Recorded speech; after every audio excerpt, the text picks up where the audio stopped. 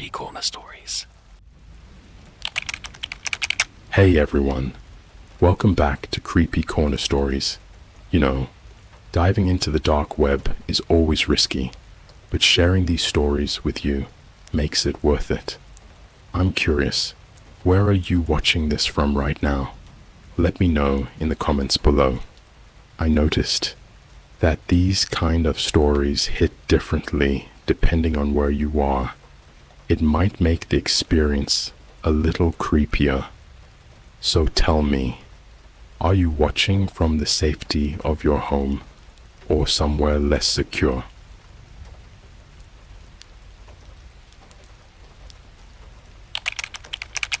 I messed with the wrong people on the dark web. The next night, a strange figure that I'm sure he wasn't a real man left me a note. Please wait in line. If you leave, you will die. Hey, what's up? I've been debating on whether I should even post this here. Mostly because part of me still thinks I imagined it. Or that I want to believe I imagined it. But after what happened last night, I don't think I can pretend anymore. And if this post disappears, or I stop replying suddenly, just know I tried warning you. Let me just start from the beginning, and I'll tell it straight, like I'm just venting to a friend. So I'm a pretty normal 19-year-old dude. I live in Orlando, Florida, work part-time at a Starbucks near Disney Springs. I go to community college. I'm not a hacker. I'm not in IT. I don't work for the government. Nothing weird. I'm just a normal guy. But I've always been curious. You know how YouTube has all those I went on the dark web stories? Yeah, I used to binge those like crazy. Channels like Here's My Story, Mr. Ballin, and all those anonymous animated horror videos. I knew half of them were fake, but damn if they weren't fun. That mix of this could totally happen and nah, it's just a story. That's the vibe that sucked me in. Well, one boring Friday night, I decided I wanted to try it for real. And yeah, I know. It's stupid. Believe me, I know how stupid it was. But I had a VPN, some Tor browser tutorials, and the confidence of someone who watched way too many tech TikToks.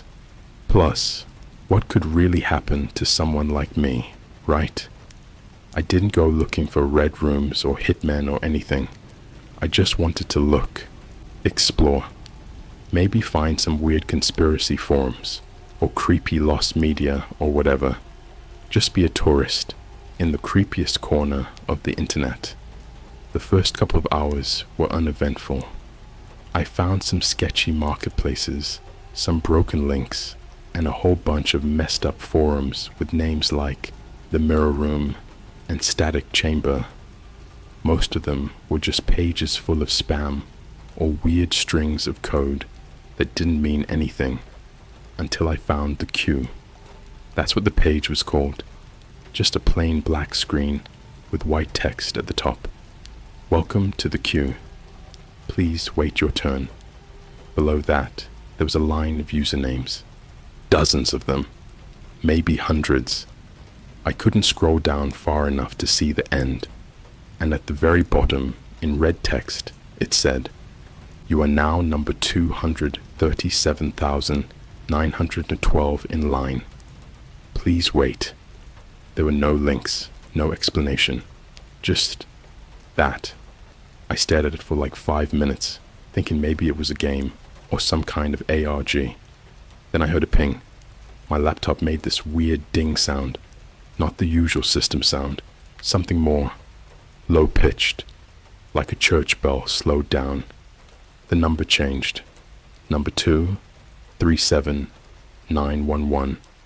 I don't know why that freaked me out more than anything else, but it felt personal, like something was watching me and moved me up in the line because I was staring too long. So I closed the tab, shut down the laptop, tried to shake it off. That night, something happened that still makes my skin crawl. thinking about it. I went to bed around 2 a.m. My apartment's small, just a one-bedroom I rent on the outskirts of town. Not the safest area, but not awful. I live alone, no roommates, no pets. Around 3:45, I woke up to the sound of my doorbell. Now, I don't live in a house. I live on the 3rd floor of a rundown apartment complex. We don't have doorbells, just cheap metal doors and crappy knockers that most people don't even use. So I sat up, confused. It rang again. Ding dong. Slow and loud, like it was echoing through the whole building. I got up, grabbed a baseball bat I keep next to my bed, Florida problems, and walked to the peephole. No one was there. I opened the door, against every instinct in my body. The hallway was empty, but taped to my door with red duct tape, like literal red tape, was a note. Plain white paper, ink that looked smeared like it was written in a rush. It said, "Please wait in line. If you leave, you will die." At first, I thought it was a prank. Maybe one of my friends messing with me. But none of them knew I even went on the dark web that night. I never told anyone. I didn't even save the link. I took the note down, crumpled it up, and flushed it. Because what else was I gonna do? Call the cops and say, "Hey, someone told me not to leave a metaphorical internet line or I'll die." I barely slept. The next day, weird stuff started happening. My Starbucks shift was normal until this one customer came in. I've never seen him before. Mid-40s, pale skin, too clean-shaven, wearing a trench coat, like it was 1998 in a vampire movie. He ordered a plain black coffee. No cream, no sugar, just black. But when I asked for his name for the cup, he said, "You're moving up." I just froze. I thought I misheard him. I said, "Excuse me?" And he just looked me dead in the eyes, completely blank stare, and said it again, slower. "You're moving." Up then, he paid in exact change and walked out without taking the coffee. I swear to God, I couldn't breathe for a solid 30 seconds. When I got home, I opened my laptop. I didn't even try to log back into Tor or the dark web. I just opened Chrome, and my homepage, normally just Google, had been changed. It now said, number 147,008, please wait. That's when I knew I wasn't imagining things. Someone or something was tracking me. And I wasn't just in a line anymore. I was moving up it. I don't know what happens when I get to number 1. I don't even know what the hell this queue is. But last night was the worst part so far. And I'll get into that in part 2, if people actually want to hear more. Because I need to tell someone, even if it's just Reddit, even if it's the last thing I ever do. Let me know if you guys want me to post the next part. Something happened last night that made me realize this isn't some internet game. It's real. And I think it's getting closer. It was just after 1:17 a.m. when I heard it again. Ding dong. That same wrong doorbell sound. Deep. Muted. Not even coming from my door. More like it was coming from inside the walls. Like the building itself was ringing. I didn't move. I stayed in bed, holding my phone with my thumb on the emergency call button. I didn't press it. I knew they wouldn't do anything. If you've ever had to call the cops in Orlando, you already know they show up 45 minutes later, act annoyed, then leave after telling you to be careful. But the sound came again. Ding dong. And that's when I noticed the light under my front door. It was flickering, not like a faulty bulb flickers. It was pulsing, like someone was waving a flashlight back and forth across the hallway. But slower. Way too slow. Every 3 seconds, a blinding white glow would crawl under the crack, then vanish, then crawl back again, like a lighthouse, or an eye blinking. I got out of bed, walked to the door, and like an idiot, I looked through the peephole again. This time, there was someone there, but it wasn't a person. It looked like one, kind of. It was standing perfectly still, maybe 6 feet 6 inches, wearing a suit that looked spray painted onto its skin. The suit was pitch black, and it reflected the hallway lights like glass. The head was wrong, elongated, no facial features, just a face-shaped void, like someone took a mannequin and melted its eyes and mouth closed with an iron. But the scariest part, it was holding something. It was holding a takeout bag from McDonald's. You think I'm joking? I swear on everything. A paper McDonald's bag, grease stains and all, just hanging from its fingers like it had just grabbed some fries from the drive-thru on its way from hell. I backed away. The peephole went black, not like it walked away, just blacked out, like something was pressed up against it. I heard a faint voice, muffled through the metal. "Your order is ready. Please step forward," I screamed, not even proud of it. It was this high-pitched animal noise that came out of me without warning. I didn't open the door. I just backed into my bedroom, locked it, and sat there with the bat in my lap until morning. When I opened my front door the next day, there was no one in the hallway. No bag, no trace of anyone. But taped to the inside of my peephole, inside my apartment, was a receipt. It was from McDonald's, printed at 1:18 a.m., order number 001, 1 black coffee, 1 napkin, no food. The receipt total was $0.00. And where it usually says thank you at the bottom, it said, "You are now number 94,668 in line. Keep waiting." That's when I started hearing the noises. My phone, for example, would ring once at exactly 4:07 a.m. every night. Just one ring. I tried picking it up once, and it was completely silent on the other end. Not dead silence, like electrically buzzing silence. You ever leave a mic plugged in too long, and it picks up that weird humming static? That kind of silence. One night, I answered it and said, "Who is this?" And the voice that replied wasn't a voice. It was me. My voice. My exact voice. Same inflection, same stutter, but saying something I didn't say. "I'm next. I'm next. I'm next."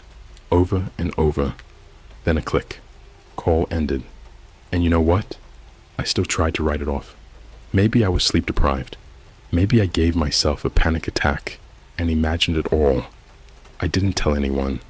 I didn't post about it. Not yet. I just kept living until Tuesday night. That's when I did something so mind-numbingly stupid, I still don't know what came over me. I tried to leave. I had my backpack, wallet, and passport. I figured I could drive out of state, rent a place in the mountains. No tech, no signal. Just disappear for a bit. Get off the grid. Whatever this was, maybe I could outrun it. I got as far as the elevator in my building. When the doors opened, the hallway on the ground floor looked wrong. All the lights were out, except for one. A single hanging bulb near the exit. And underneath it stood 5 people, all in formal wear, all motionless. Their heads were tilted at identical angles. Their arms hung straight at their sides, and they were completely covered in dirt, like they had just climbed out of a mass grave. And every single one of them was wearing a Chick-fil-A name tag. I'm serious. Chick-fil-A. The closest one, a tall woman with gray skin and no eyes, had a name tag that said, "My pleasure, Jacob," in Sharpie. That was my name. When I tried to back away, the elevator doors wouldn't close. They just stayed open while the 5 figures turned toward me in sync, like wind-up toys. The woman stepped forward. She opened her mouth, and her jaw dislocated way too far, cracking like dry sticks. And from her throat, in a voice like dial-up internet mixed with a baby monitor, came the words, "Line jumpers will be served first." Then the lights shut off. I don't remember what happened next. I woke up on the floor of my apartment hours later with a pounding headache and a note duct taped to my chest. "You moved too fast. Number 88, 421. And now things are different. My mirrors don't reflect me anymore. They show me sitting still, even when I'm moving. My shadow lags behind me by a few seconds. Every time I open the microwave, the timer reads 11:11, no matter what I set it to. And this morning, I got a notification on my phone from an app I don't remember installing. It's just called The Queue. There's no icon, just a black square. When I tapped it, it opened to a live video feed. At first, I couldn't tell what I was looking at. The camera was shaky, night vision style. But after a few seconds, I realized it was a warehouse. Massive. Walls covered in tarps, fluorescent lights buzzing overhead. Hundreds, maybe thousands, of people standing in a long, winding line. Not moving, not talking, just waiting. Each one had a number floating above their heads, like in a video game. And then I saw myself. Number 68,990, standing in line, holding a McDonald's bag, smiling. The feed went dark. The app vanished. And then my real phone rang. This time, I answered without thinking. The voice on the other end was a whisper. Only 68,989 to go. I don't know how long I have, but every day I wake up with new bruises on my arms, fingerprints, like I'm being dragged in my sleep. Sometimes I wake up with dirt in my nails. Sometimes I find messages written in fog on my bathroom mirror, like someone breathed on it from inside. This morning it said, "Don't run, don't scream, don't skip, just wait." I think I'm being prepared for something, and I think when I hit number 1, whatever this is, whatever this queue leads to, it's going to take me, not kill me, take me. And the scariest part, I don't think I'll fight back, because every day, a little part of me starts wanting to get there. There's a door at the back of my apartment complex that shouldn't exist. It showed up the same night I saw myself in the queue. That cursed video feed that looked like it was broadcasting straight from some industrial purgatory. I went outside for some air, thinking maybe it was all in my head, that maybe I just needed to get the hell away from all things digital, even if just for 10 minutes. That's when I noticed it. Gray steel door, rusted hinges, no handle, no keyhole, just a rectangular frame where drywall met concrete, like someone had surgically inserted it into reality overnight. It's between the dumpsters where raccoons usually rip into trash bags and leave shredded Starbucks cups and half-eaten Chick-fil-A wrappers everywhere. But now, right between those two dumpsters, was the door. The worst part, there was a yellow sticker on it, one of those plastic employee-only labels, but the font was off. The letters weren't printed. They were handwritten, with exact spacing, perfect curves, like someone had memorized a font too well. Below it, scrawled in red Sharpie, "Queue access point, staff only." I stared at it for a long time, like a long time. The way you stare at something you know you're not supposed to look at, like a dead body on the highway, or someone watching you through your bedroom window at 3 a.m. But the door didn't open, not then. I barely slept that night. I laid on the floor in the living room with all the lights on, TV blaring mindless YouTube videos like Lo-Fi Girl and old reruns of The Office, just so I didn't have to be alone with the sound of the apartment breathing. Yes, breathing. You know how old buildings creak at night? This was different. Rhythmic, like the drywall was inhaling through the insulation, exhaling warm gusts of air from the vents. Even the thermostat read inhale when I walked past it once. That word, not a number, just inhale. Around 4:09 a.m., always just after 4, I heard footsteps in the hallway. Not heavy ones. Barefoot, wet slaps against the tile. I turned off the TV, sat up, and listened. They stopped right outside my front door. Then silence. Then knock, knock, knock. But the knocking wasn't on the door. It was coming from inside my closet. I didn't move. I didn't breathe. And then my phone buzzed. One new notification from the queue.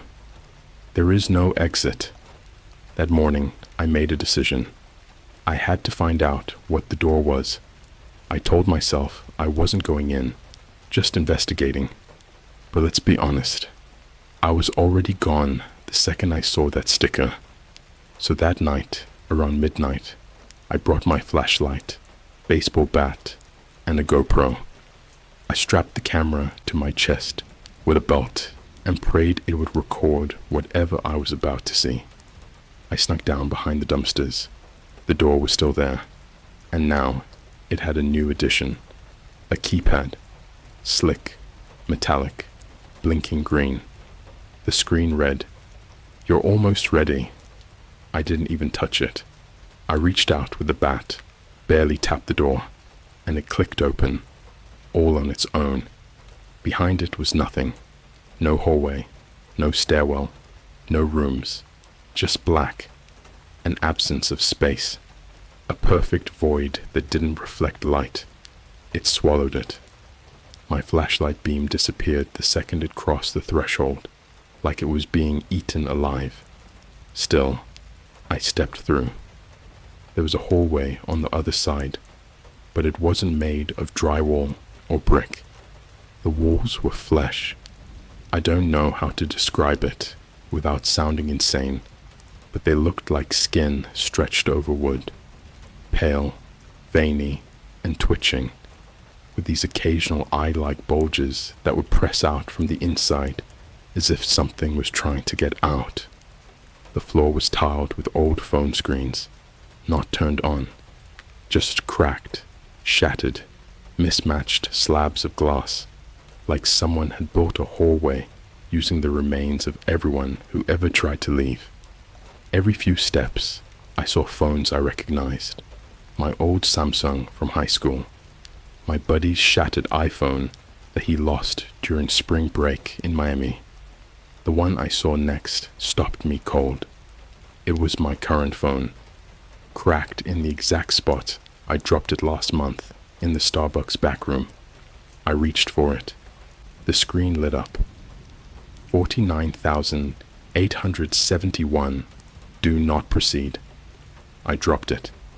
It fell into the hallway floor like it was made of quicksand, vanishing with a slurp. I heard laughter then, soft, childlike, coming from around the corner. I turned and saw a line of people standing in silence. Hundreds of them, all ages, all in street clothes. Some looked modern. Others looked like they'd been pulled from different time periods. People in 70s clothing, 40s suits, even a kid in a Civil War style uniform, bleeding from the eyes. All of them had tags on their shirts with numbers, no names, just numbers. And all of them were facing a door at the end of the hallway, marked Serve Counter. One by one, the door would open and the next person would walk in. The door would close and never open again. I watched it happen 7 times. No screaming, no sound, just the door opening, a figure walking in and never coming out. Then the number would tick down on a screen above the line. Number 49,864. Number 49,863. Number 49,862. And so on. I saw myself standing about halfway down.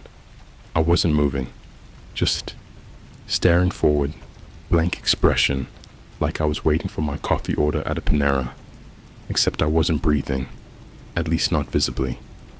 I walked up behind myself and reached out. My hand passed right through the copy of me. No resistance, like mist. But my GoPro, the red light started blinking violently and then cut to black. That was when the alarm started, high-pitched, deafening, like dentist drills mixed with screaming pigs. The lights turned red. The walls started pulsing, leaking something black and sticky that smelled like melted plastic and hair. Over the intercom, a voice I can only describe as God, if God hated you, came on. Cue breach. Subject, number 49,870, out of place. Initiate correction. I ran, back through the hallway, back through the void, back into my world, if you can even call it that anymore. The steel door slammed behind me like it had never opened at all.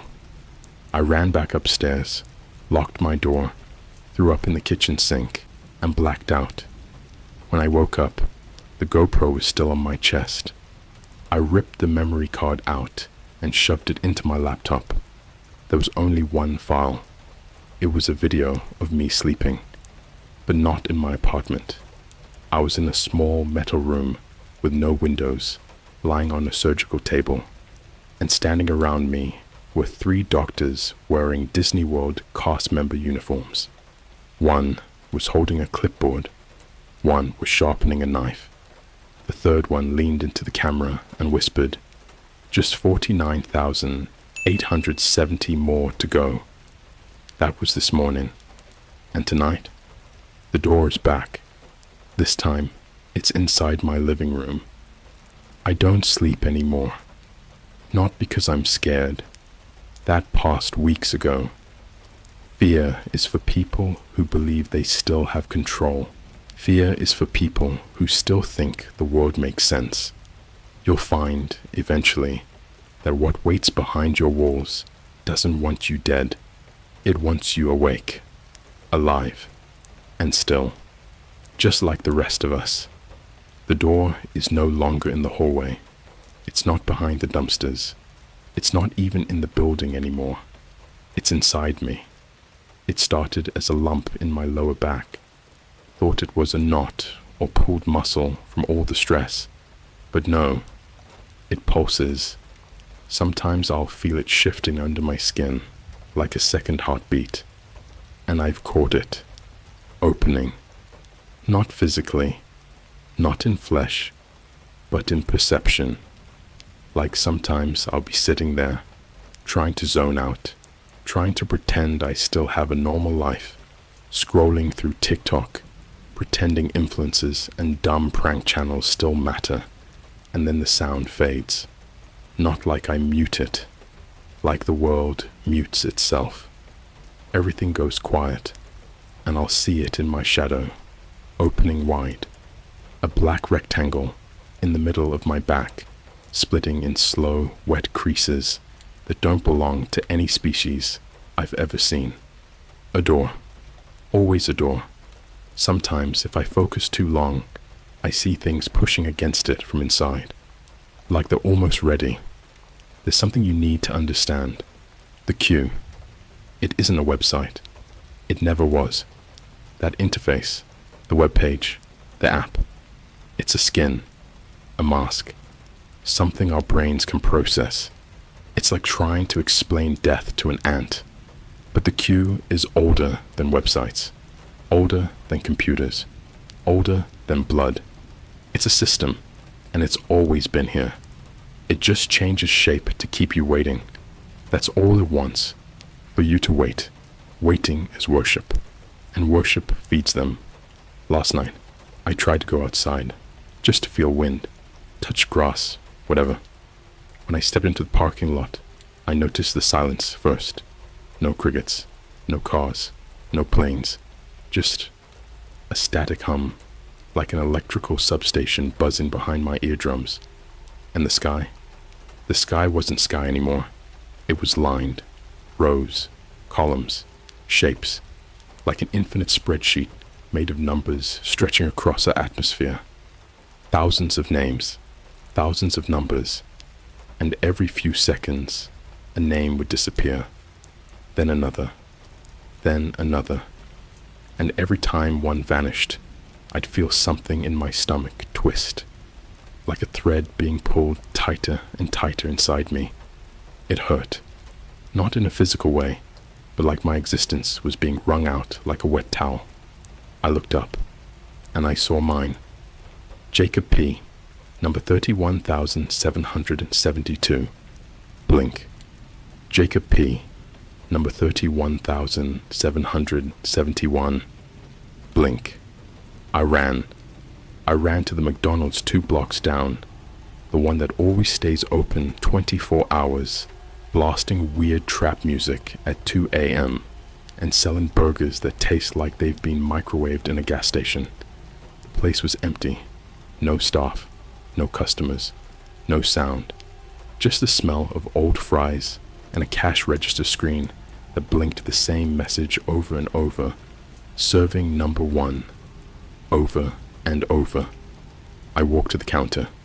Something moved behind it. I wish to God I hadn't looked. It was a man, I think, but twisted, bent backward at the waist, like his spine had grown wrong. His jaw was unhinged and dragging on the floor, tongue stretched out like it was made of taffy, winding between the deep fryer and the soda machine. And his eyes, oh God, his eyes. They were digital. 2 McDonald's drive-through monitors embedded into his skull, glitching violently. Each screen displayed a name, mine, and then it spoke, from the monitors, not the mouth. Your order is almost ready. Please stay still. I didn't run. I couldn't, because the second it spoke, my legs stopped working. Not like they went numb. I could feel them, but they weren't mine anymore. I was standing, but not by choice. I was waiting, just like everyone else. That's the rule you never realize. The longer you wait, the more of you it takes. At first, it's just time. A few minutes, an hour, then it's memory. Faces start to blur. Conversations sound distant, like you're remembering them from a dream you didn't have. Then it's movement, choice, breath. Eventually, your body keeps standing, but you're not in it anymore. You're part of the queue. That's what happened to everyone I've seen. The man in the Chick-fil-A name tag, the trench coat customer with no soul in his eyes, even the me in the line, holding that McDonald's bag. They're not copies, they're not creations, they're parts of me I already gave away. When I got home last night, my apartment was different. Not wrong, different. Too perfect. Everything placed exactly where it should be. My shoes facing forward, my bed made military tight, dishes washed and stacked. My laptop was open on the kitchen table with a note typed into Notepad. You've done well. Your patience has been recorded. Do not speak when the door opens. The door is you now. Then below it, a new number. Number 1. I closed the laptop, and I felt it inside my spine. The door opening, wide, heavy. Something stepped through. I couldn't see it, not in a physical sense, but I knew it. The way you feel someone watching you through a two-way mirror, or a body under your bed breathing just out of reach. It leaned forward. Its voice entered me, not through my ears, but through the back of my throat. You were never in line. You were always the line. Others walk on your bones to reach us. Now, you may kneel. I fell, hard, knees cracked against tile, couldn't move. And then, I felt them step across me. Dozens, hundreds, thousands. Footsteps, but not human. Insectile, wet, fast, like centipedes the size of men. They moved through me, across me, into the doorway in my back. I could feel their claws peeling through my ribs like curtains, and I wanted to scream, but I couldn't, because the only thing that came out of my mouth was, "Now serving number 2. This is it, the final part. I've written this 100 times in my head, over and over, every version worse than the last, every version true, because when you step beyond the queue, truth fractures. There is no one story. There's no singular version of what happened, only echoes, only replicas, and every one of them is screaming. Let me start with the obvious. I'm no longer human, not in the way you're thinking. My body's still here, somewhere, still walking, still breathing, still waiting, I think. But everything I was, memory, thought, voice, identity, has been scalped from the inside out, like layers peeled with a butter knife, slowly and grinning. And what's left behind? A hole, a doorway, a path. Because I am the line. You don't stand in the queue, you walk on it, on us. Every footstep you've ever taken to get somewhere, to reach the front, to get ahead, to win, to consume, to escape, was on something living, on someone, on me. After I was labeled number 1, time stopped being time. The clocks in my apartment spun like roulette wheels. The lights only flickered when I blinked. The mirrors didn't reflect light anymore, only distance. Like when I looked into them, I could see miles of myself, folded over and over, like my image was being chewed and regurgitated by something on the other side of the glass. And the whispers started coming through the walls. They weren't voices, they were instructions, but not in any language, not even sound. They came in as muscle memory, like waking up knowing how to scream in a tongue that hasn't been spoken since Earth had a moon made of teeth. The door in my back split wider every night. Eventually, it stopped trying to hide. I'd wake up twisted in bed, arched backwards, chest facing the ceiling, with my spine wide open like a mouth. No pain, just air. Cold, oily air that moved inward, not out. I once dropped a pen into the wound, never hit the bottom, only heard a soft splash, like it landed in something wet. And then, laughter, my own, from the inside. One night, after waking up with blood under my fingernails and a chunk of someone else's tooth in my pocket, I stood up. I looked in the mirror, saw the room behind me split wide open like a wound on the world itself, and I walked into myself. The other side wasn't a hallway. It wasn't a room. It was a corridor of spines, human spines, miles of them, woven together, curving and twisting like highways, each vertebra labeled with names, numbers, dates, some of them yours, some of them mine, all of them walking forward, dragging themselves without muscles or flesh, just bones, endless bones, waiting. I followed them, had no choice. I walked for what felt like years, past thousands of others, some crawling, some fused to the floor, some still trying to turn around, but their faces were twisted backwards, not from mutation, but regret. They realized too late that the queue isn't just where you wait to be taken. It's where you were always going, where you already are. And I kept hearing that same phrase, again and again, echoing through the miles of bone. You were never in line. You were always the line. Eventually, I reached the first door, solid obsidian, dripping a clear fluid that evaporated into screams. Above it, carved in dripping gold. Now, serving, 0. There was no handle, just my face, etched into the center, eyes open, mouth screaming, jaw unhinged, wide enough to fit a grown man's fist. And I realized this door wasn't for me to go through. It was for something to come out. When I placed my hand on the mouth, it moved. Wet, warm lips. My lips parted, and I heard the cue breathe. One long guttural inhale, and then everything changed. The world cracked, not metaphorically, literally. The spine corridor split, like the bones were paper. The floor peeled away, revealing billions of faces under glass, all screaming silently. I saw people I recognized. My mom, my old co-workers, random strangers I passed at airports, all trapped in little cubes. Something stepped through. I couldn't see it, not in a physical sense, but I knew it. The way you feel someone watching you through a two-way mirror, or a body under your bed breathing just out of reach.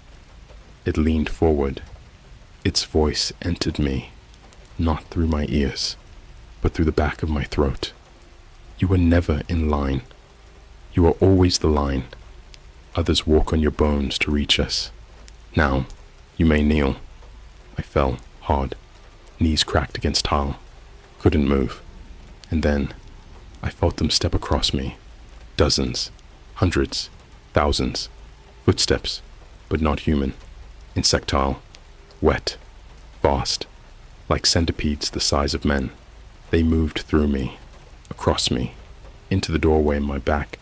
I could feel their claws peeling through my ribs like curtains, and I wanted to scream, but I couldn't, because the only thing that came out of my mouth was, "Now, serving number 2. This is it, the final part." I've written this 100 times in my head, over and over, every version worse than the last, every version true, because when you step beyond the queue, truth fractures. There is no one story. There's no singular version of what happened, only echoes, only replicas, and every one of them is screaming. Let me start with the obvious. I'm no longer human, not in the way you're thinking. My body's still here, somewhere, still walking, still breathing, still waiting, I think. But everything I was, memory, thought, voice, identity, has been scalped from the inside out, like layers peeled with a butter knife, slowly and grinning. And what's left behind? A hole, a doorway, a path. Because I am the line. You don't stand in the queue, you walk on it. On us. Every footstep you've ever taken to get somewhere, to reach the front, to get ahead, to win, to consume, to escape, was on something living, on someone, on me. After I was labeled number 1, time stopped being time. The clocks in my apartment spun like roulette wheels. The lights only flickered when I blinked. The mirrors didn't reflect light anymore. Only distance. Like when I looked into them, I could see miles of myself, folded over and over, like my image was being chewed and regurgitated by something on the other side of the glass. And the whispers started coming through the walls. They weren't voices, they were instructions, but not in any language, not even sound. They came in as muscle memory. Like waking up knowing how to scream in a tongue that hasn't been spoken since Earth had a moon made of teeth. The door in my back split wider every night. Eventually, it stopped trying to hide. I'd wake up twisted in bed, arched backwards, chest facing the ceiling, with my spine wide open like a mouth. No pain, just air. Cold, oily air that moved inward, not out. I once dropped a pen into the wound, never hit the bottom, only heard a soft splash, like it landed in something wet. And then, laughter, my own, from the inside. One night, after waking up with blood under my fingernails and a chunk of someone else's tooth in my pocket, I stood up. I looked in the mirror, saw the room behind me split wide open like a wound on the world itself, and I walked into myself. The other side wasn't a hallway. It wasn't a room. It was a corridor of spines, human spines, miles of them, woven together, curving and twisting like highways, each vertebra labeled with names, numbers, dates, some of them yours, some of them mine, all of them walking forward, dragging themselves without muscles or flesh, just bones, endless bones, waiting. I followed them, had no choice. I walked for what felt like years, past thousands of others, some crawling, some fused to the floor, some still trying to turn around, but their faces were twisted backwards, not from mutation, but regret. They realized too late that the queue isn't just where you wait to be taken, it's where you are always going, where you already are. And I kept hearing that same phrase, again and again, echoing through the miles of bone. You were never in line. You were always the line. Eventually, I reached the first door, solid obsidian, dripping a clear fluid that evaporated into screams. Above it, carved in dripping gold. Now, serving, 0. There was no handle, just my face, etched into the center. Eyes open, mouth screaming, jaw unhinged, wide enough to fit a grown man's fist. And I realized this door wasn't for me to go through. It was for something to come out.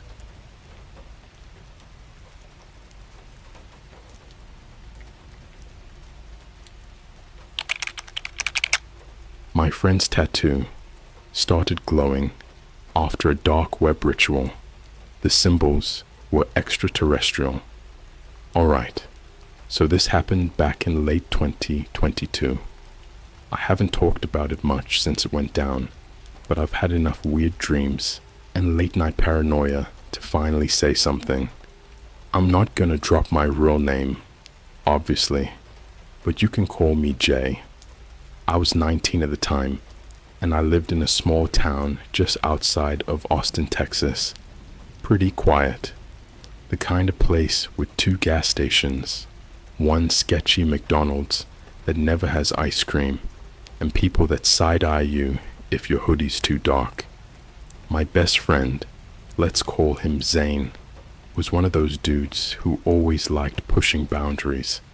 Not in a criminal way or anything, just the type to do those late night dares and TikTok challenges that got banned 2 days later.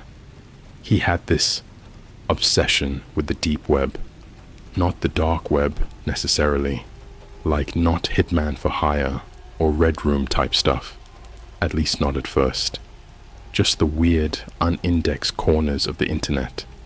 You know, the ones that feel like they're from another timeline. Zane had this whole setup in his basement. Dual monitors, VPNs, like 3 different routers with homemade firewalls. All that hacker movie junk.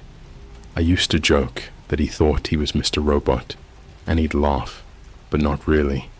He always took that stuff too seriously. Anyway, one night in December, we were just chilling at his place. We had a couple of Red Bulls, some old school flaming hot Cheetos, and were scrolling through Reddit. Zane was reading some conspiracy thread about symbolic language hidden in social media branding. You know, how the Starbucks mermaid's tail is supposedly a sigil, or how McDonald's golden arches align with some kind of ancient gate symbol. Pure tinfoil hat stuff, but whatever. It was entertaining. Then he tells me I found something last night.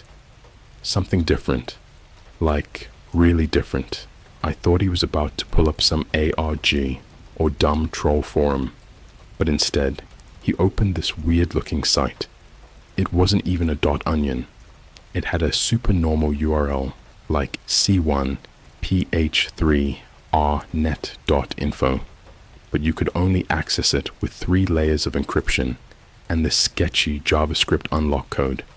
It had a pitch black background and glowing red text that looked hand-drawn, not typed, drawn.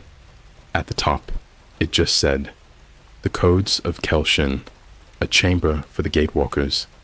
Now I know that sounds like some D&D nerd fantasy garbage, but the deeper we scrolled, the creepier it got. There were pages of diagrams, ritual instructions, and tattoo designs. Realistic ones. Like, these weren't made in Photoshop. These were hand-sketched with disturbing amounts of detail. The symbols looked like they were moving if you stared too long. Think crop circles mixed with ancient Aztec geometry and alien hieroglyphs. One of the sections was titled Skin Scripts Entry Tokens. Basically, these were tattoos that you could apply to your body as a symbolic sacrifice to receive something in return. Knowledge, apparently. Knowledge beyond the veil. Zane was already obsessed. He scrolled through the tattoos like they were NFT collectibles. He picked one with this triangular eye surrounded by thorn-like curves and these little dots orbiting the shape, almost like a solar system, but more intentional, like it was mimicking something we weren't supposed to understand. "Brother, I think I'm gonna get this tatted," he said.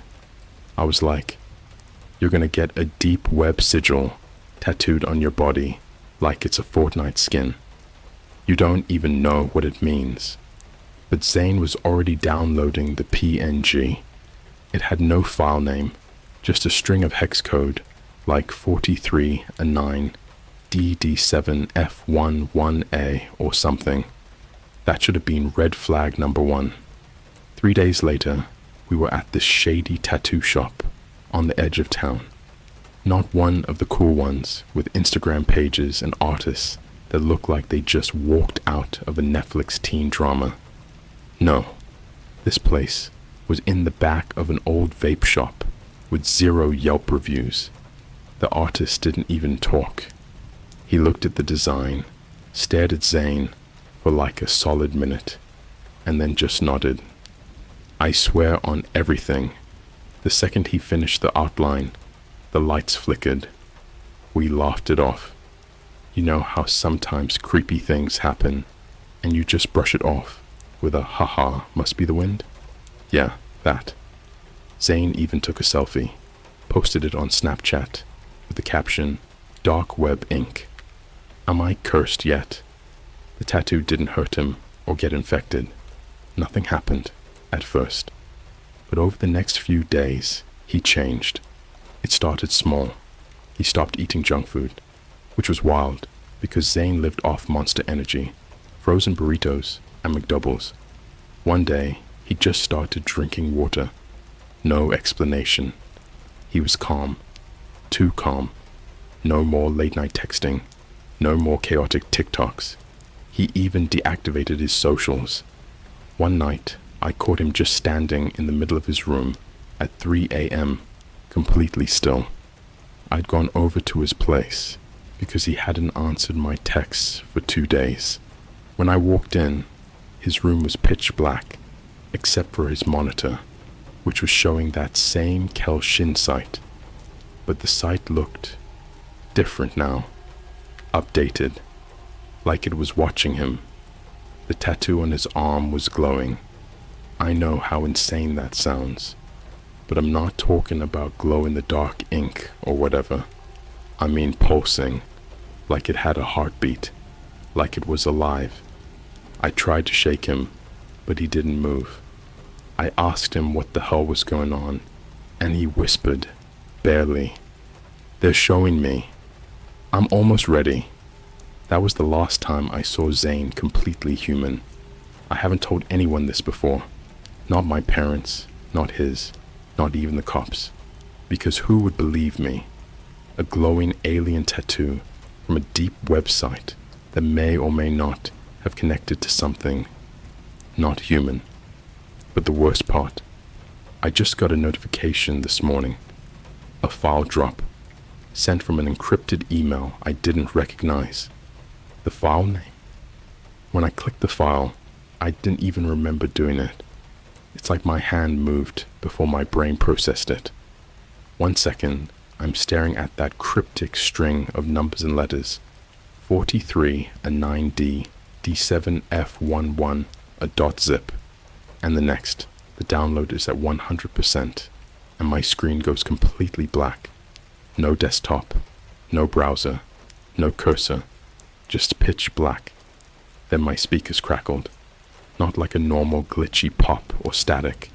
This was wet, organic, like bones grinding under skin. It was so quiet at first, but the longer I sat there frozen, the louder it got. It was like something was breathing through the speakers. Not human breathing either. This was hollow, echoing like it was trapped behind something, like it was inside the wires of my PC. And then it spoke. You were not invited. I leapt back from my chair. I swear to God, I felt something brush against my neck. I turned around, half expecting to see Zane standing behind me with that dead-eyed stare. But no one was there. I unplugged everything. Monitor, tower, Ethernet cable. I even yanked the power strip from the wall so hard it cracked. But that was only the beginning. That night, I couldn't sleep. Not because of what happened, though that was definitely part of it, but because my phone kept buzzing every 15 minutes, like clockwork. No calls, no texts, just these anonymous airdrop requests. All of them had the same image, a screenshot of Zane's tattoo. Only, it wasn't from any angle I recognized. It was inside his skin, like MRI level deep. Veins twisted around the glowing sigil like they were growing toward it. Or maybe it was pulling them in. At 3:33 a.m., I finally accepted one of the airdrops. The moment I did, my phone screen went white, then displayed a black screen with one sentence, scented in blood-red text. You are now marked. I threw the phone across the room. It shattered against the wall and slid under my bed. I didn't even pick it up until the next morning. And here's where it gets worse. I went to Zane's house the next day. I needed answers. His mom let me in without question, said he hadn't come out of his room in 4 days. She looked like she hadn't slept either. The air inside their house was thick, like walking into a sealed tomb. It smelled like damp earth and something else, metallic, like pennies and rot. I made my way downstairs to the basement, where Zane always stayed. He had basically turned it into his own crypt. Blackout curtains, a giant PC setup, blue LED lights. But when I got down there, all of it was gone. No computer, no chair, no cables, not even dust where the monitors used to be. The only thing left in the entire basement was a piece of cardboard duct taped to the wall. A single word scratched into it with what looked like a broken nail. OPENED. I swear to God, I got so cold in that room, like the air itself was rejecting me. I tried calling his name, but my voice sounded weird, delayed, like it echoed back half a second too late, as if the room was replying to me with a delay. Then I heard the knock. 3 slow, heavy knocks from inside the walls. I left. I ran up the stairs and straight out the front door. I told his mom I couldn't find him. She just nodded, like she already knew. But I couldn't stop thinking about that word. Opened. Opened what? That night, I finally accessed the zip file again. I don't even remember plugging the computer back in. It was like something guided me. I double-clicked the folder, and inside were 3 files: i.ave, thegate.txt, godlang.pdf. I started with the video. Bad choice. It was 10 minutes of silent, raw footage. No editing. Just Zane, sitting in a pitch-black room lit by red candles, a mirror in front of him. He wasn't blinking. He wasn't moving. He just stared into the mirror. His tattoo was glowing so bright, it was casting shadows on the walls. At exactly the 3-minute mark, he started laughing. Not ha-ha, funny laughing. It was a wet, choking, involuntary kind of laugh. Like he was trying to cough something up, but it was inside his mind. His face started twitching, then his jaw unhinged. I paused the video there and vomited into the trash can beside my desk. It was that disturbing. I've watched real accident footage, even messed up cartel videos friends used to send in high school group chats. Nothing compares. Zane's jaw didn't dislocate like a snake. It peeled. His skin split like old leather, revealing something underneath. Not flesh, not bone. Light. Pure white light leaking out from behind his face, like there was a second person inside him, trying to get out. At minute 5, he started speaking, but the audio was backwards. I reversed it using software, and when I played it back, my heart stopped. The eye is not a symbol. It is a window. They are watching. They want skin. They want language. They want blood in patterns. Then, in a whisper, he said, I opened it. It opened me back. At that point, I just shut the laptop and didn't open it for 3 days. When I finally read the godlang.pdf, I realized something horrifying. These weren't just ritual tattoos. They were keys. Each symbol corresponded to a specific arrangement of flesh, intention, and energy. The tattoos weren't aesthetic. They were coordinates. You weren't summoning anything. You were letting it in.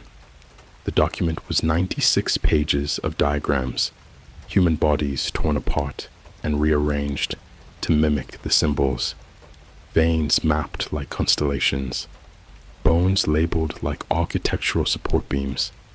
There were phrases in a language I've never seen before, squiggly lines that almost looked like Arabic or Thai, but more geometric. And worse, I found one that looked exactly like mine. I don't have tattoos, but I checked my shoulder in the mirror and nearly passed out. A faint outline, barely visible under the skin. A sigil. His sigil. The one Zane got tattooed. I never got inked. I never touched the needle. But the pattern was there, growing. I haven't told anyone. I know how this sounds, but I don't think Zane is gone. Not dead. I think he became something else. Last week someone tagged me in an Instagram story. The account was private. No followers. No posts. Just a single story highlight titled, I clicked it. It was Zane, sitting in a Starbucks in Amsterdam. The camera pans slowly. His eyes are completely white. No iris. No pupils. And on his neck, another symbol, different from the first. And behind him, sitting at another table, were 5 other people. Every single one of them had glowing tattoos, just faint enough to miss if you weren't looking. They're not hiding anymore. And here's what really broke me. This morning, I found a printed photograph slid under my front door. No note, no envelope, just the photo. It was of me, sleeping. On my arm, another sigil, clear this time, black ink. I never got a tattoo. You're not going to believe what's in the 3rd file. The gate.txt wasn't text at all. It was instructions for something coming tonight. Let me make something clear right now. None of this is exaggerated. I'm not some horror freak trying to go viral. I'm not fishing for karma. I'm not here for clout. I'm writing this down because if I don't, I'll forget what's real. I haven't slept in 4 days. I haven't eaten. I don't trust mirrors anymore. And I've locked every door in my apartment 3 times. And even now, as I type this, I can feel something behind me. Not watching, reading. I left off last time with that file, the gate.txt. It was the last thing in the folder. After the video of Zane and that godlang PDF, I didn't even want to open it. But something in me needed to, like I didn't have a choice. When I opened the file, it didn't open in Notepad or Word. It opened in command prompt, and it typed itself, line by line, like something was on the other side of the screen typing in real time. Here's what it said. Welcome, skin host, 0031. Preparation phase, initiated. Flesh barrier, intact sacrifice. Ratio, unmet language. Threshold, 2%. Host awareness, rising. Initiate inversion, yes or no. I slammed the laptop shut so hard I cracked the bezel. I didn't even want to know what inversion meant. But deep down, I already did. Because for the past 2 nights, I'd been hearing scraping from under my floorboards. Something dragging along the pipes. And the dreams. Jesus. The first night, I dreamt I was inside a room that had no walls. Just mirrors. Hundreds of them. Floating in blackness like stars. I could see myself in all of them, but each reflection was slightly off. One of them had my face upside down, another had no mouth.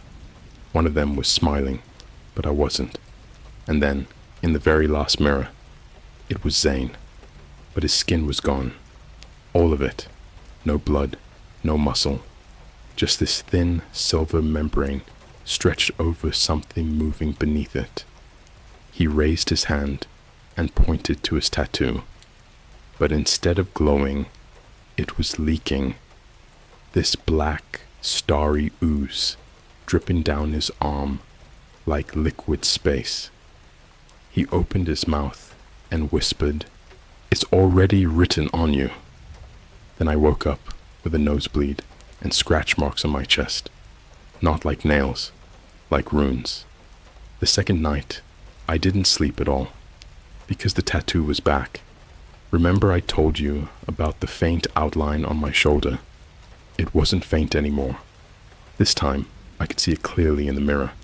Black lines, sharp, aggressive, still healing, like someone tattooed me in my sleep. I tried scrubbing it off. I used rubbing alcohol, a razor blade. It didn't hurt. There was no blood. It was like cutting through rubber. I finally stabbed a fork into it just to see what would happen. That was the first time I heard it scream. Not me. The tattoo. It screamed. High-pitched, digital, like feedback from an old CRT TV mixed with a dying animal. It only lasted a second, but I couldn't get the sound out of my head for hours. That same morning, the screen of my cracked phone lit up. A single notification from an app I'd never downloaded. Chambergate. It had no icon, just a black square. The notification said, "Tonight, the door will unfold. Location, verified." When I tapped it, the app just opened to a black screen with a pulsating white dot in the center. Coordinates slowly faded into the bottom of the screen. I Googled them. It was an abandoned hotel 40 minutes outside of town, the Heather Pines Resort. Closed down since 2009 after 3 guests disappeared during a snowstorm. The official story? Carbon monoxide poisoning. But if you Google it now, something weird happens. The first 5 results are Reddit posts, all removed. The next 5 are conspiracy blogs. One of them is literally just a page with one phrase repeated 1,000 times. The walls were not built for us. So, naturally, I went. I know, I'm an idiot. But at this point, it wasn't curiosity. It was compulsion. Like something in my veins wanted me to see it. Or maybe it was already using my eyes. I got there at 2:47 a.m. The hotel was 3 stories tall, rotting from the inside. Every window was either broken or boarded. The sign out front had been burned. Just the rusted letters, Heath, PNS, left, barely clinging to metal poles. The parking lot was empty, except for one car, a black 2009 Nissan Altima. Zane's car. The license plate was scratched out, but I knew that dent on the rear bumper. I took a deep breath, grabbed my flashlight, and went in. The lobby was cold, not normal cold, rotting cold, like walking into a morgue that forgot how to be human. Everything was silent, except for the sound of dripping from somewhere deep inside the building. And then I saw the paintings lining the walls like some kind of gallery. Each one was the same size, and each one was a portrait of a person without skin. Not gory, more clinical, like anatomical drawings, except their eyes were always too wide. Their mouths were stitched shut with wire, and on every chest the same symbol, Zane's symbol. I kept walking until I reached the ballroom, and I swear to you, on my own life, they were waiting. 12 people, standing in a perfect circle, surrounding some kind of platform. No lights, just candles, and these thin beams of red LED strips forming lines on the floor, like constellations, but moving, slowly, breathing. All 12 had tattoos, different ones, each glowing faintly, and in the center, tied to the platform with wires, was someone still alive. A girl, maybe 16. Her eyes were sewn shut, her mouth too, but her body kept twitching like she was awake. That's when the chanting started. Not in English, not in anything I've heard on Earth. It sounded too old, like a language meant to be spoken through wind, not lips. It echoed even when they whispered. It made my bones rattle. They began slicing into her skin, slowly, precisely. Each cut matched a line from the godlang.pdf. They were carving the sigil into her, from the inside, not with knives, with fingers. Their nails grew as they dug, long, black, and jointed like insect legs. They weren't just people, not anymore. And then, Zane stepped forward. Only, it wasn't Zane. It looked like him. Same hoodie, same messy hair. But his eyes, they weren't eyes. They were holes, like the light was being sucked into them. And when he opened his mouth, his voice came from everyone's mouths at once. Gate verified, pattern complete, language inscribed, flesh inverted. Then everything went black. I woke up outside the hotel at dawn. No wounds, no scars. Just one thing changed. My voice. It's not mine anymore. It's deeper, slower, like someone is speaking with me when I talk. And last night, I walked past a mirror. I wasn't blinking, but my reflection did. The truth is, this isn't about Zane anymore. They're writing something, and we're just the ink. If you followed this far, I need you to understand something. You're already too deep. You read the symbols, you visualize the rituals, and your brain processed the patterns. That's enough. That's all it takes to let the language in. This isn't a story anymore. It's a contagion, and I'm not writing this to warn you. I'm writing this because my fingers won't stop typing. They move when I sleep. I'll wake up to paragraphs in languages I don't recognize, some carved into the walls, some etched into my own skin. It's been 6 days since I woke up outside Heather Pines. I don't sleep anymore. Not really. I black out. For minutes. Hours. Time slips. One moment I'm brushing my teeth. The next I'm standing in a gas station freezer with no shoes on, blood on my hands, and no clue how I got there. And the worst part, I'm not alone during those blackouts. There's a version of me, a copy, that moves independently. I've seen him. Twice. The first time was in a Starbucks bathroom in downtown Austin. I went in to wash my hands. They were sticky, sweet, like syrup, but I hadn't eaten anything. I turned on the faucet, looked up, and nearly threw up in the sink, because the mirror showed me, but wrong. His eyes were wide open. Mine weren't. His smile was crooked. Mine was neutral. His tattoo was finished. Mine wasn't. And the reflection winked at me. I didn't wink. Then he leaned closer to the mirror and whispered, "You're lagging behind." I punched the mirror. Glass shattered. Blood gushed from my knuckles. A barista banged on the door, asking if I was okay. I looked back at the mirror, and the reflection was normal again, but I felt it. He never left. He's still in there, waiting for me to blink the wrong way. The second time was worse. It was inside my apartment. I woke up to the sound of humming, low, mechanical, like a dial-up modem mixed with a heartbeat. My bedroom door was open, even though I always lock it. I walked into the hallway, and there he was, standing in front of my open laptop, wearing my hoodie, typing. When I said his name, my name, he didn't even turn around. He just kept typing, click, click, click, like he was coding a new reality. I crept up behind him and looked over his shoulder. He wasn't writing words, he was writing symbols, thousands of them, stacked in columns like bones, and when I blinked, he was gone. Since then, the voices started. They don't come from outside. They come from reflections. Every time I pass a window, or a black screen, or a puddle on the sidewalk, I hear it.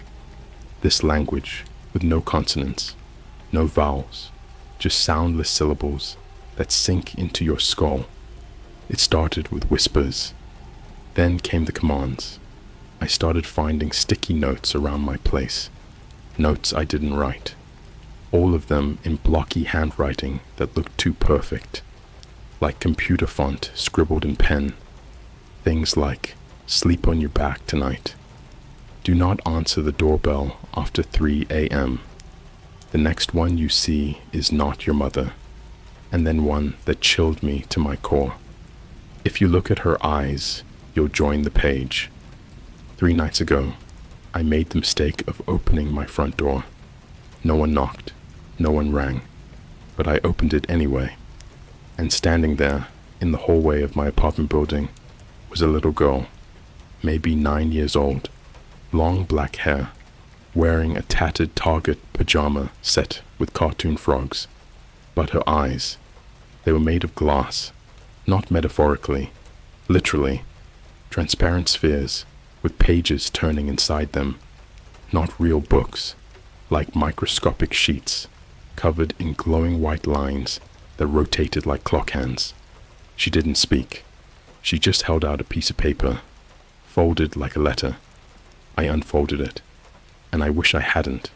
It was a photo, a Polaroid, of me, lying on the ground, skin flayed open, blood arranged in a circle of runes, teeth removed, and in the center of my chest, the complete sigil. Her voice echoed into my head, without her lips moving.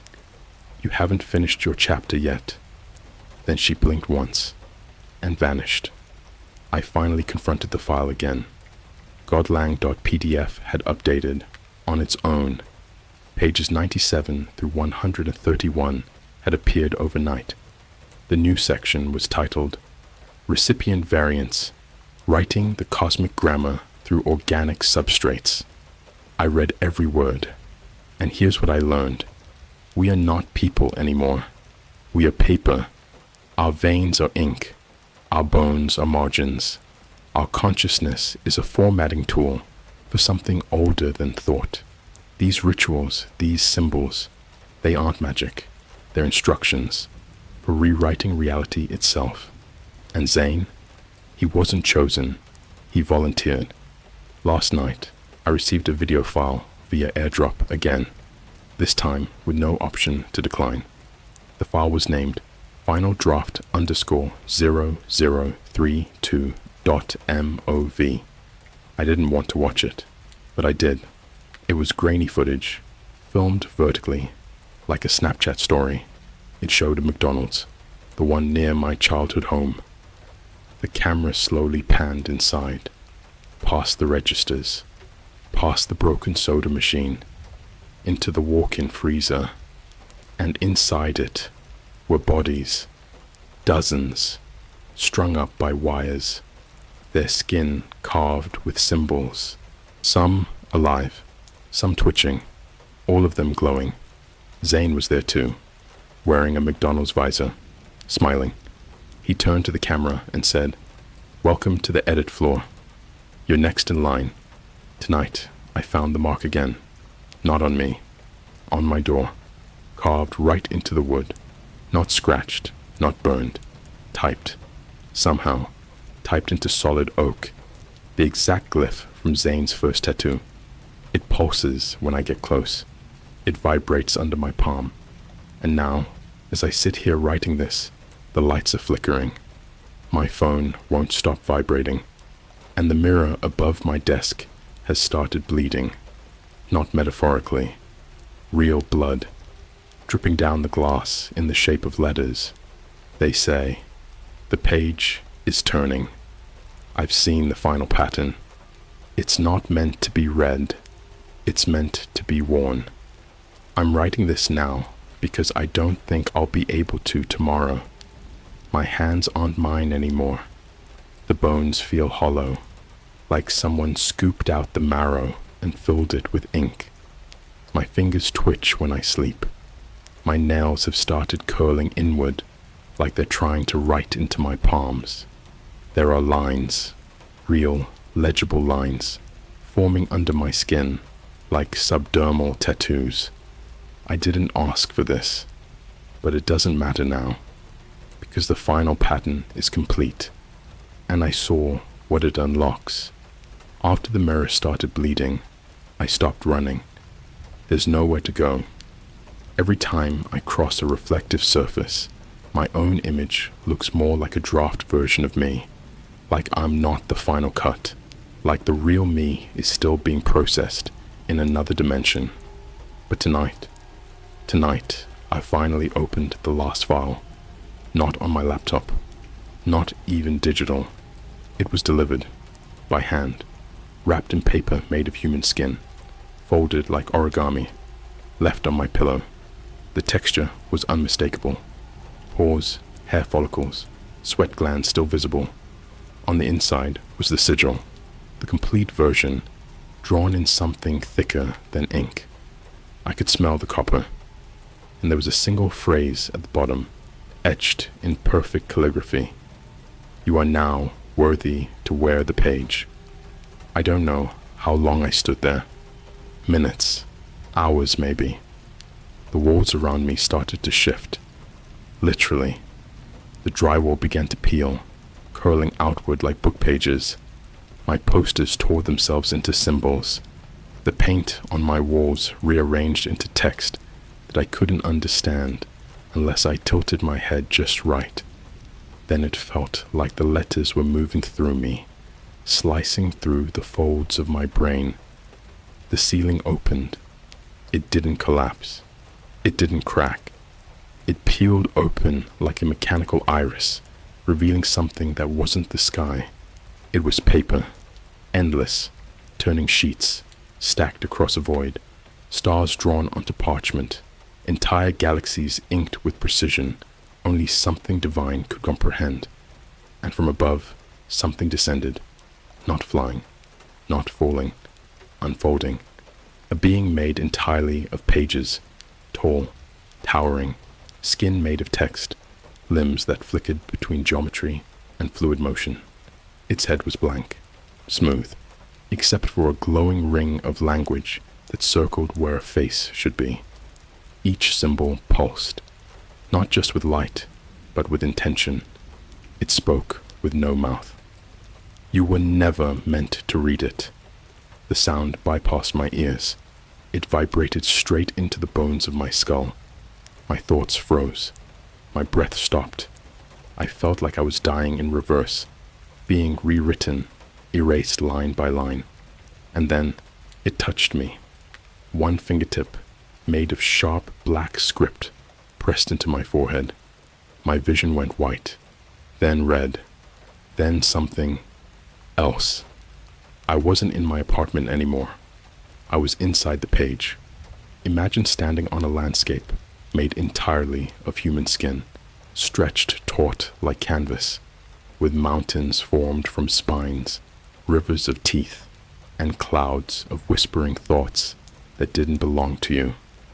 The ground was covered in ink blots that screamed when you stepped on them.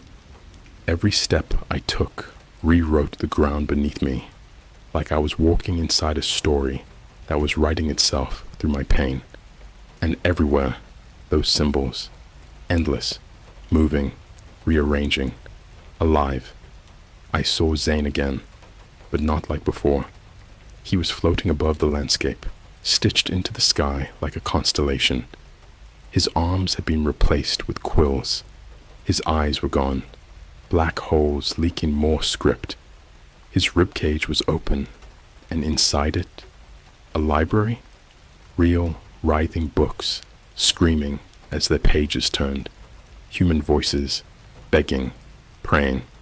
Each one was a soul written into a narrative they couldn't escape.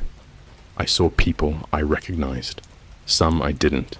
Family, friends, influencers, TikTokers, Redditors, YouTubers, each of them locked into living sentences, animated by syntax, tortured by grammar that bent their reality. They weren't dying, they were being edited. Zane spoke to me with his open chest. You are the final punctuation. The sentence ends with you. And suddenly, I understood. This wasn't about a ritual. It wasn't about summoning. This was a language virus, an extraterrestrial operating system, coded in meaning, using humans as file structures. The tattoos were syntax locks. The rituals were formatting sequences. And those who watched, those who read, were slowly turning into indexes for the next iteration. We were all just a document waiting to be uploaded. And the gate? It was publishing. When I woke up, I wasn't in my body anymore. I was looking through it. I stood in front of the mirror. My reflection smiled, and then it peeled itself off the glass like a sticker, walked around me, and whispered in my ear, "We'll take it from here." Now, I watch from somewhere deep inside myself, buried, muted. I scream, but my mouth doesn't move. I cry, but my eyes stay dry. The thing wearing me, he types now. He walks outside. He replies to texts. He scrolls Reddit. And the people around me, they don't notice, because they're being written into too. So if you made it this far, if you read this story, if you imagine the symbols, the rituals, the ink, the blood, then congratulations. You're a draft now. The glyphs know your name. The code is rewriting your reality. The next time you look in the mirror and your reflection doesn't blink, that's not a glitch. That's the first edit. You won't feel it at first.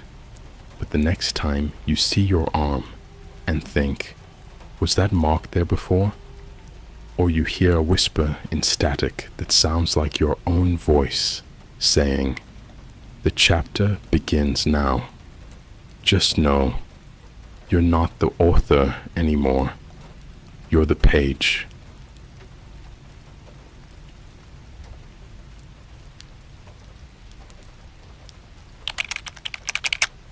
I found a dark web journal of an astronaut He claimed NASA left him with aliens. Yo, what's up guys? I don't usually post on Reddit, like ever, but I need to get this out somewhere real. Not TikTok, not YouTube, not Twitter. This isn't for clout. I'm not trying to go viral or whatever. I just want to tell this story before I end up like the others, before they find me too. It all started earlier this summer when I was helping my cousin move out of his apartment in upstate New York. He was headed off to Japan to teach English, and he needed to get rid of a ton of old tech junk. You know, like the type of stuff you find at a garage sale, but sketchier. Anyway, in this pile of random electronics, VHS players, ancient routers, and a half-melted Oculus headset, don't ask, I found this old, busted Toshiba laptop. Like early 2000s kinda busted. Yellowed keys, cracked screen hinge, and sticky. You know the kind of sticky that just feels biological. I wish I didn't touch it with my bare hands. I don't know why I took it. Curiosity, boredom, nostalgia, maybe all three. But I brought it back to my apartment in Brooklyn and started messing with it. It took almost 10 full minutes to boot up. The fan screamed like a dying animal, and the screen flickered like an old horror VHS tape. But it worked. Kinda. The desktop was mostly empty. No icons, no shortcuts, no wallpaper. Just a single folder labeled Anon Logs. I know. Sounds like some cheesy Creepypasta BS, but it was real. I swear. I opened the folder, and inside were about 120 small text files, each labeled with a date. The earliest was from 2004. The most recent? February 2023. That's weird, right? This thing hadn't been connected to the internet in years. The Wi-Fi card was busted, and there was literal duct tape over the Ethernet port. So how were there recent files? I opened the most recent one, expecting some emo Tumblr blog or some stoner's rambling journal. What I got was different. It was a log, an actual mission log, written by someone claiming to be a NASA astronaut. Log 118, February 15th, 2023. They're not dead. Not like we thought. The silence isn't silence. It's listening. It's them waiting. They told me I'd be home in 18 months. It's been 17 years. I think I'm the last one left. I stopped receiving transmissions in 2011. I don't even remember Earth's gravity anymore. The weight of your own bones becomes foreign after so long. This journal is the only thing keeping me human. But I saw something last night. It wasn't a dream. Not this time. Something passed by the viewport. Humanoid. But not. It mimicked Dan's voice. Dan died in 2009. I don't think this mission was meant to be successful. I think they knew what was out here, and they sent us anyway. I swear to God, I got chills reading it. Like full-body goosebumps. I looked through the older logs, and they tracked back this astronaut's supposed mission, starting from 2004, when he was prepping for a private sector deep space observation mission sponsored by joint NASA-CNSA funding. Now, I don't know a lot about space travel, but I know NASA and China don't really do joint missions like that. Not that deep. Not unsanctioned, at least not publicly. But here's where it gets weirder. I checked the laptop for any kind of internet history. Nothing. No logs, no browsers, no cache data. But I did find a Tor browser, installed and configured to open on boot. That's when I started to panic a bit. So I did something stupid. I opened it. The Tor browser had only one link bookmarked. Just one. darkspacelogs.onion. I clicked it. Obviously. because I'm an idiot. The page was black with white text, styled like a wiki. The title, Project Meridian, Real-Time Transmissions. It was a running log of someone still sending messages right now, in real time. I don't know how, I don't know who, but the logs kept updating every 3 minutes, like a heartbeat, and every entry was just getting worse and worse. Blood in the water tanks, scratching inside the hull. One log said, "The stars are rearranging. I think they're spelling something." That's when my power cut out. Just for a second. A flicker. Like everything in my apartment surged and then came back. I thought it was just Con Ed being Con Ed. But when the lights came back, the laptop screen had changed. It was a new log, but not from the astronaut. It was addressed to me. Log 000, user, redacted. You shouldn't be here. They're watching who connects. You pinged the dead server. You've seen too much already. Tell no one, or they'll come for you like they came for us. Leave the laptop where you found it. If you read this, it's already too late. I slammed the lid shut so fast, I almost cracked the screen. I felt like I couldn't breathe, like someone was watching me through my own walls. I didn't sleep that night, or the night after that. And here's the worst part. I tried throwing the laptop away. I literally took it to a public McDonald's trash bin on Flatbush Avenue, tossed it behind the dumpster. But when I got home, it was sitting on my bed, still open, still on, still pulsing with new messages. The day after the laptop reappeared on my bed, I called in sick to work. No cap, I was done. Not just creeped out, I was physically sick. I threw up twice that morning. Cold sweat, shaking hands. I couldn't even hold a cup of water without feeling like I was being watched. And I don't mean watched in the paranoid, my privacy is being invaded type of way. I mean, studied, like an animal in a glass tank. Whatever this thing was, this journal, this website, I knew it was way beyond me. But I couldn't just walk away. That would have been smart. I didn't do that. I went back into the folder. The desktop now had a second folder. It wasn't there the day before. This one was labeled ASTRO_LOGS/AV.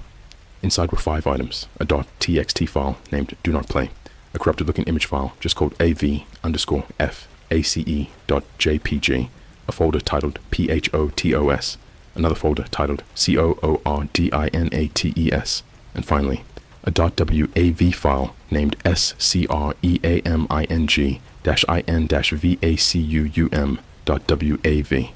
Like a moron, I opened the audio file first. I thought it would be silent, right? Like, space has no sound, so maybe it was some ironic file name. But nah, this was real. It started off with static. You know, like that low hum you hear when you have your AirPods in before music starts playing. Except it wasn't just static. It had texture, layers. You could almost hear the pressure. Then came the breathing, slow, labored, gasping, like someone was wearing a spacesuit and running for their life.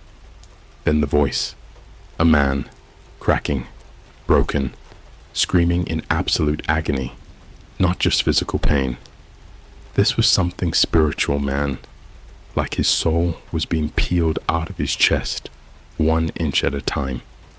But here's what made me literally drop my headphones onto the floor.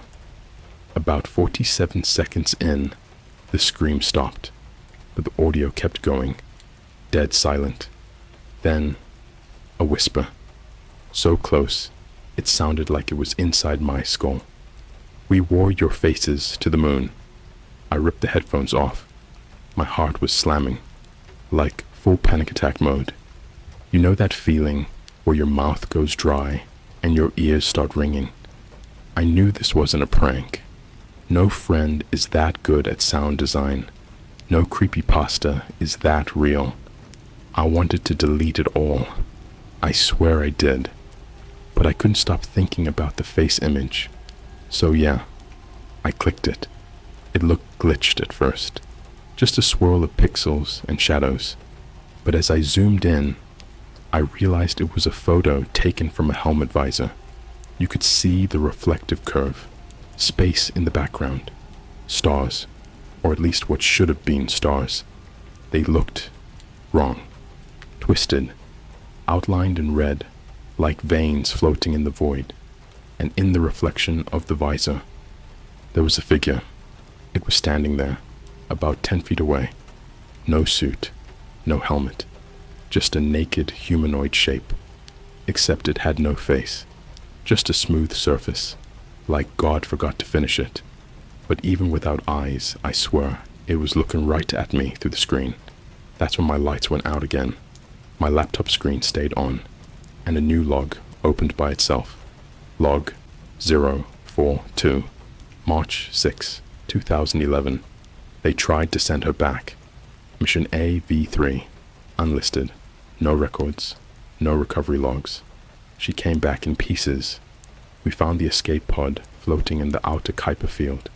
No heat signature, no life signs, but her eyes were still open. When they brought her inside the ISS quarantine chamber, she blinked. She shouldn't have been alive. She shouldn't have had extra limbs. At this point, I realized I wasn't reading an astronaut's journal anymore. This was someone documenting cover-ups, NASA-level cover-ups, maybe even deeper, stuff that never got disclosed, not even on conspiracy TikTok. I started Googling a V3 mission. Nothing. Scrubbed. I checked YouTube, Reddit, even sketch forums. One old archived post came up from 2013 on a Russian server. Just one sentence translated badly into English. A V3 returned screaming. She brought others. I couldn't sleep. I left the lights on all night. I started putting tape over my laptop webcam. My phone would randomly shut off and restart at 3:33 a.m. every single night, like clockwork. The next day, I opened the coordinates folder. There were hundreds of .txt files, each one labeled like Echo 401, Darknode 778, AV666. I picked one at random, AV441. Inside was just a string of GPS coordinates. I plugged them into Google Maps.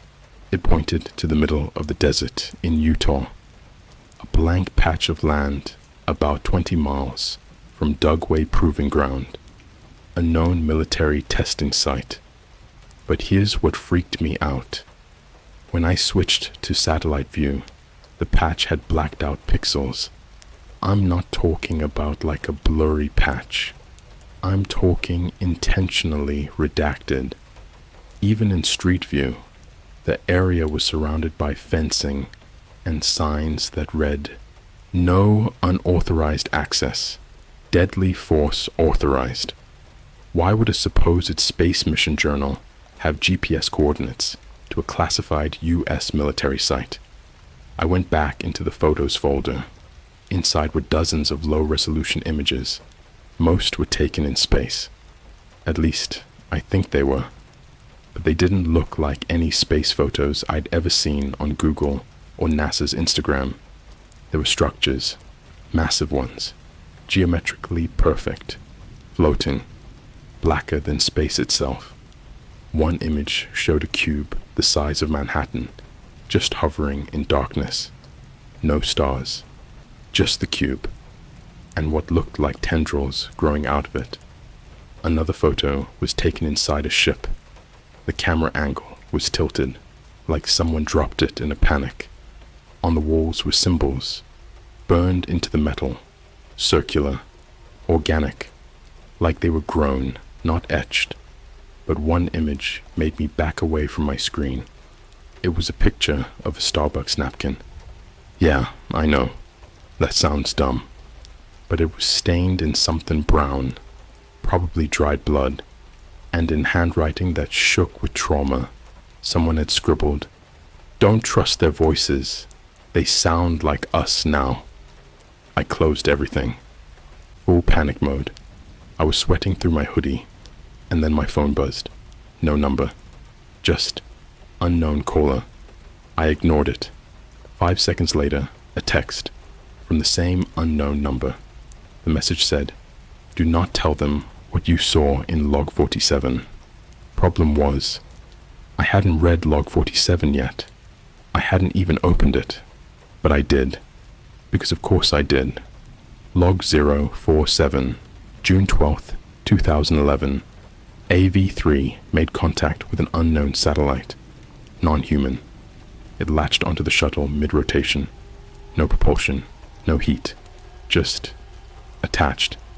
The AI system tried to override it. Failed. We lost navigation. We lost Earth.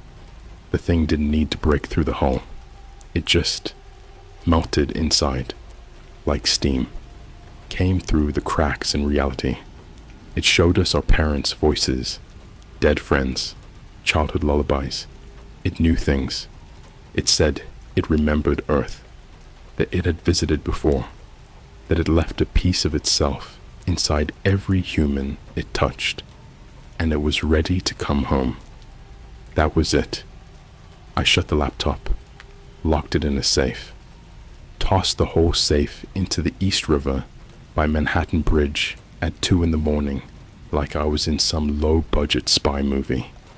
I didn't want anything to do with it anymore. But that night, when I got home, there was a USB drive sitting on my pillow. It was labeled a V Infinity, and in Sharpie, written across it, were 3 words, "It's not over." They're in our systems, our satellites, our GPS, our phones. And if you think this is fiction, check the coordinates in your phone's metadata. I did. One of them pointed to my own apartment. I didn't touch the USB for 2 days. I taped it to the inside of my medicine cabinet, behind the mirror in my bathroom. Something about it felt alive, like it hummed at night. I swear, I could feel the static pressure in my ears when I walked past the door, like the air was thinking. On the second night, I woke up with a nosebleed. I hadn't had one since middle school, but this wasn't just blood. It was thick, dark, almost black. I went to the bathroom, flicked the lights on, and the mirror was fogged. Steam. Except I hadn't taken a shower, and someone had written something into the condensation. "Who are you now?"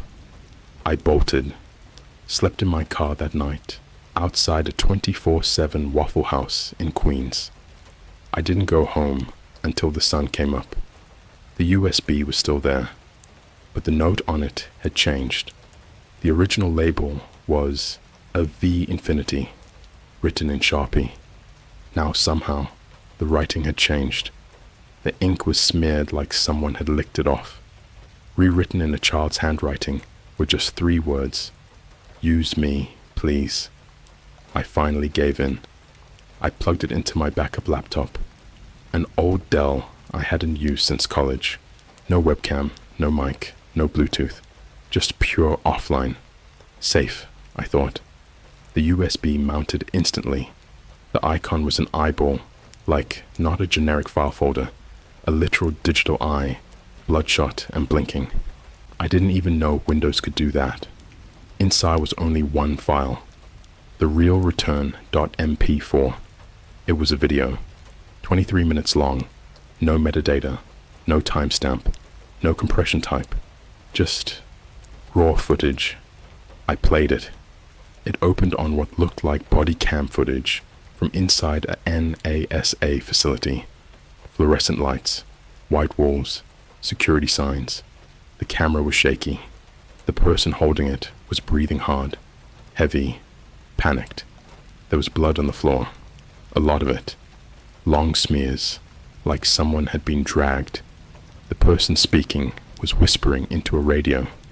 Every few seconds, the audio glitched, like another voice was overlaying his, speaking the same words half a second behind.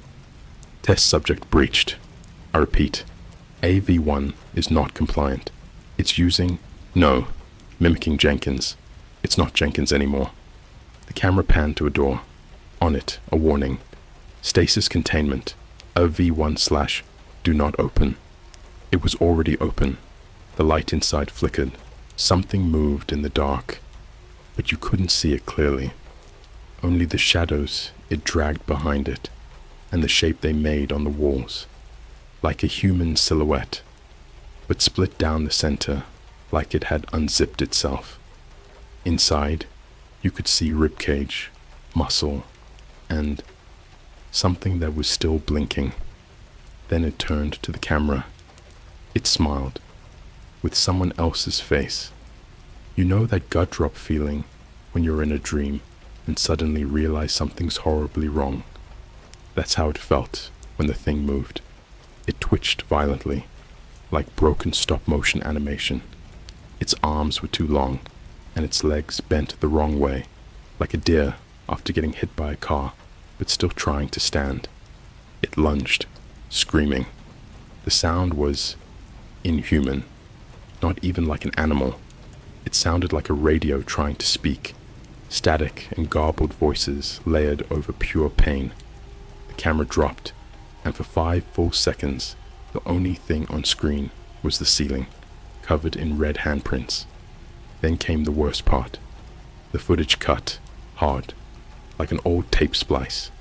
No transition. It just snapped to a new scene. Someone was sitting in a chair, facing the camera, bound mouth gagged with tape, still alive. You could tell because they were crying, shaking. Behind them was a mirror, and in the reflection there was no camera, just you, the viewer, sitting alone in a white room, watching, and someone else standing directly behind you. That's when I paused the video. I couldn't do it. I couldn't keep watching. I slammed the laptop shut, ripped out the USB, and threw it in the microwave. Yeah, I microwaved the USB. Sparks flew. It popped. The smell of burning plastic filled the room. But when I turned around, my phone was on, recording me. The camera app was open, streaming live, to an account I didn't recognize. The username, at AVWatcher442.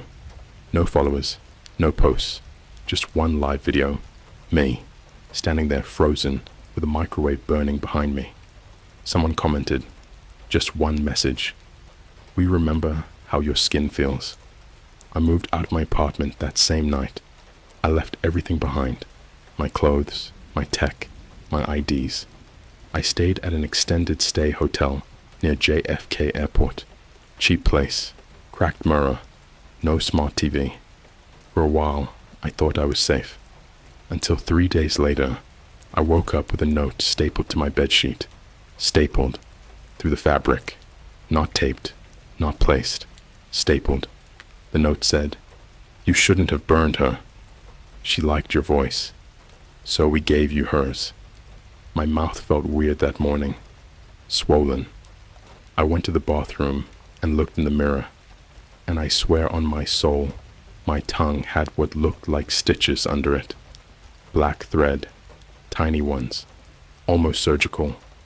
I tried pulling them with tweezers. It moved. The thread pulled back. Something inside me didn't want it removed.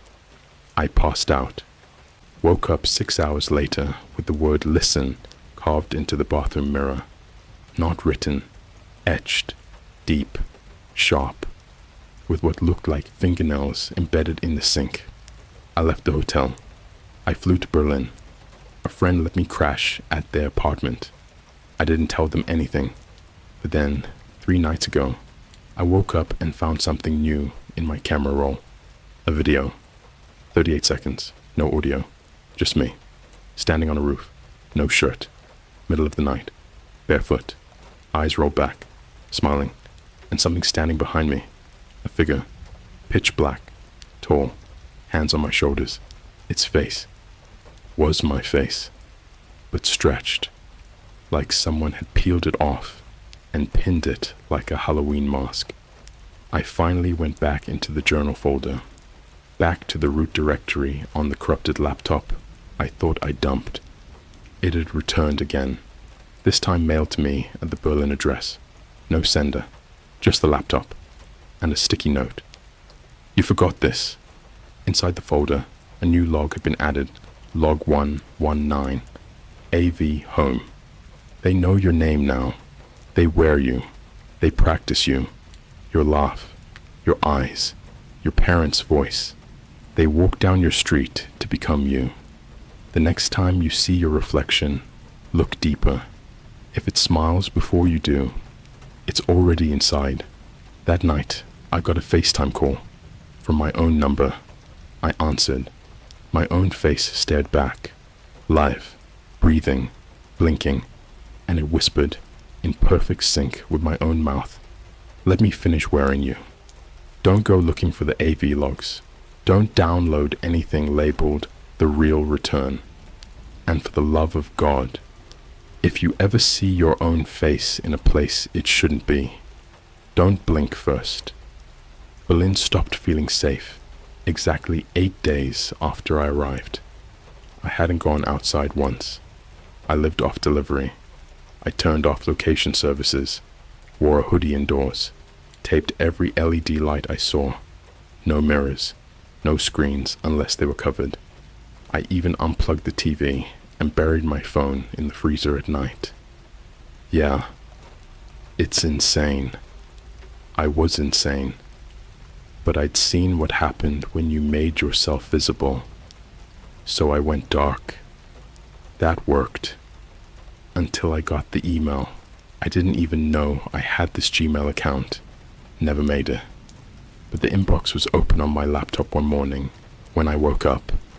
I swear I never touched the device. Only one email, no subject, no sender, just one sentence. They're testing your replacement in Prague. And attached to it was a Google Maps pin.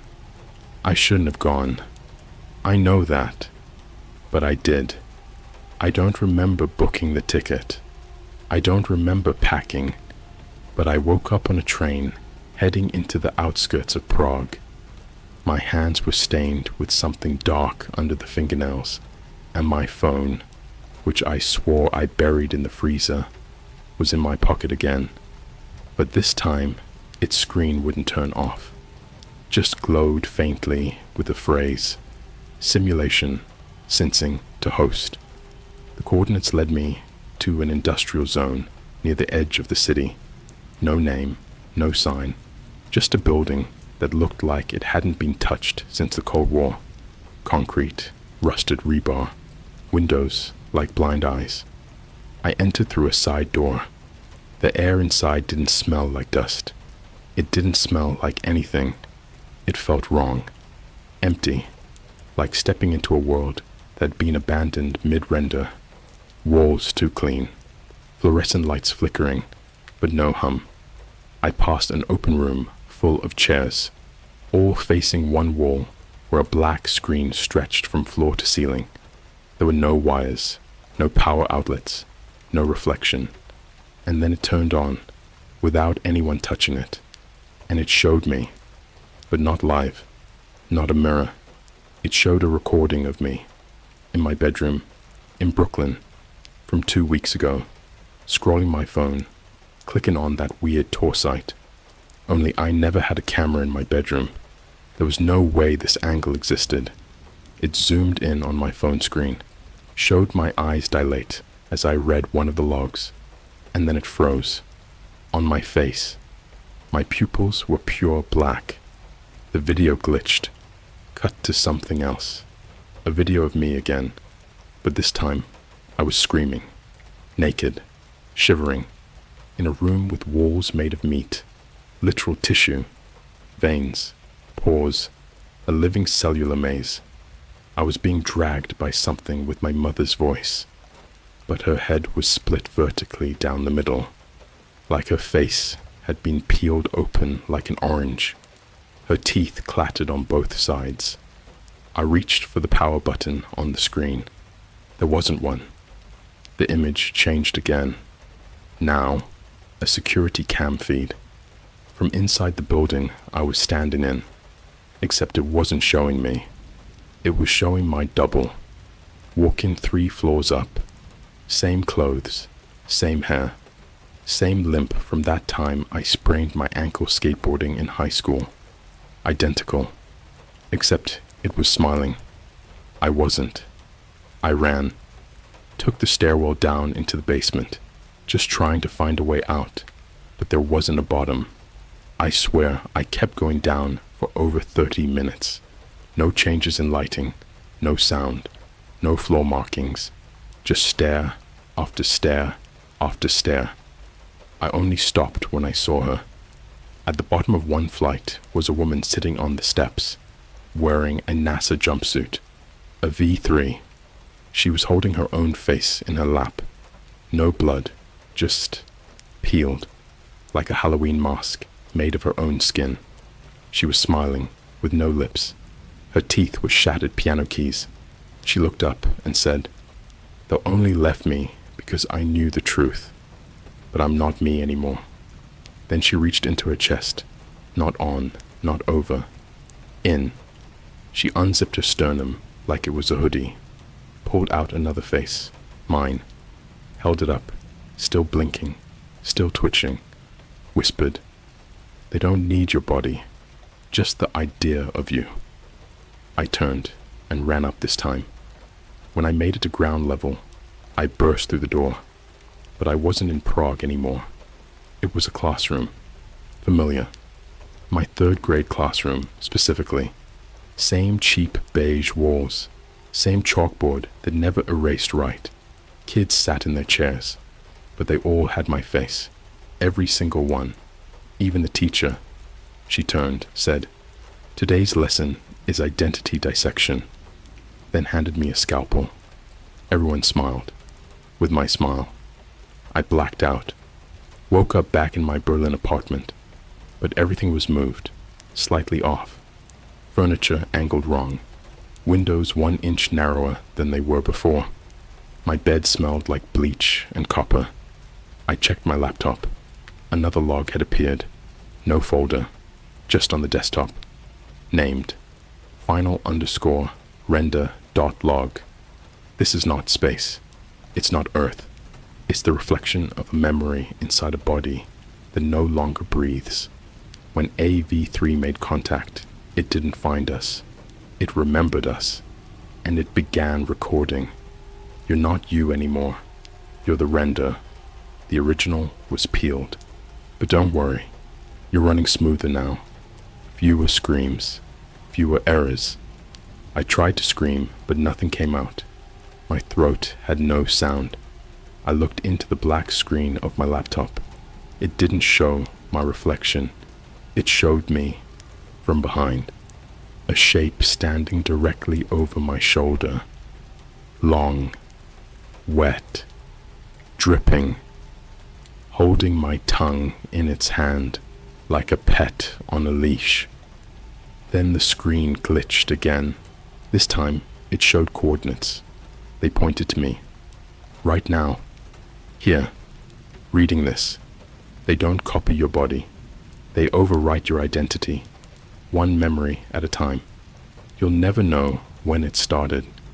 Only when you realize you've never actually been you. It's impossible to explain the sound of your mind splitting in half. There's no scream, no snap. It doesn't echo. It's not even loud. It's wet, like stepping into a puddle you didn't see in the dark. But instead of water, it's the last thought your real self ever had. That's what it felt like after I saw those coordinates. The ones that pointed to me. Not my location, not my city, not my laptop, but me, the person behind the eyes, the passenger, the thing wearing this meat, the one who thought he was still real. That was the moment I realized. I hadn't blinked in over 4 hours. I went to the mirror. Finally, even though I told myself I never would again. And it wasn't me in the reflection. It was close, but the mouth wasn't synced. The breathing didn't match. It watched me like it had never seen my movements before, like it was practicing, like I was teaching it. And when I blinked, it didn't. I grabbed a pen, stabbed it into my own shoulder to try to shock myself awake. Felt the puncture, felt the heat, but no pain, just sensation, like the nerves were still learning what pain meant. I screamed, but it came out in someone else's voice, someone deeper, slower, my own vocal cords betraying me. That's when the journal opened by itself again. Another file appeared, not a log this time, a folder called Reclaimed.Observer. Inside it, a subfolder, Dollhouse. Inside that, 5 files, .scalp, .tongue, .eye, .memory, .hollow. All file sizes, 0 kilobytes, empty, but they still opened. Each one launched a different camera feed, live, shaky, old CRT style filters, time-stamped, different places around the world. A child sleeping in a crib in Osaka, Japan, something crawling above her, head bent backwards, whispering lullabies in her own voice. A man on a treadmill in a California gym, the wall mirror showing his body running, but his face watching the camera. A woman in a crowded London Starbucks taking a selfie, and behind her, her identical self grinning with detached, glassy eyes. A hospital room in Mumbai, someone screaming in Hindi as doctors perform surgery on a body that keeps smiling, even under anesthesia. A morgue in Moscow, a corpse with no jaw twitching every time the lights flicker, mouthing a word. And each feed ended the same way. The camera turned, faced the screen, zoomed in on the reflection of whoever was watching, and all of them were me. I unplugged everything. Power, Wi-Fi, battery, didn't matter. The screen stayed on. A new log appeared. Log infinity, return to flesh. You thought identity was in your memories. You were wrong. Identity is repetition. The more you're seen, the more you're copied. The more you exist, the more versions there are to replace you. We are not aliens. We are echoes, left behind in the biological rot of space. DNA that refused to die. Thought patterns that kept running after the brain had collapsed. We found your astronauts and wore them like wetsuits. We broadcasted your pain into systems that never forgot. You trained your satellites to listen, and we screamed until they heard us. We came back as recordings of you. Then a video file started autoplaying. It was me, sitting right here, exactly as I was now. Same shirt, same scars, same lamp in the background, same cracked fingernail from when I tried to claw open the subway doors last week. But I wasn't moving. I was just smiling. And behind me, the wall was breathing, pulsing like a lung, flesh-colored, veiny. A voice came through the speakers, mine, but sanded down into something that hummed wrong. Your file has been overwritten. Your existence has been recorded. Your deviation has been corrected. Please return to the observation loop. Then everything turned black. The screen, the room, my vision. I thought I was blind, but no. There were things moving in the darkness. No light, but movement. I could feel them sliding along the surface of my skin. No pressure, just awareness. Like a keyboard watching your fingers. Like meat realizing it can type. I woke up to my own body laying beside me. Cold, mouth stitched shut, eyes pried open with little metal hooks. It was me, but wrong. It looked preserved, like something on display. An exhibit labeled Original Host. Expired my real skin, my real bones. No soul inside anymore. I opened my mouth to scream, and the voice that came out was my mother's, begging me to stop, begging me to let her in, begging me to let her try again. The final file popped open on my laptop. Just a notepad. Plain text. Simple words. You are now one of us. The voice you speak with is a recording. Your eyes stream what we see. You are a vessel, a scout, a broadcast. You were never human. You were just almost. This identity has been filed under Avi Copperbloom, ready for deployment. There was one last line. Now go. Make them watch. And now you're reading this. Now the words are inside you. Now you're thinking about them. That's all it takes. The simulation watches those who pay attention. Every time you look in a mirror and feel like it lags. Every time your face on FaceTime moves wrong. Every time someone replies to your post before you finish typing it. It's not a glitch. It's not a coincidence. It's the simulation syncing. It's them practicing. This is your final log.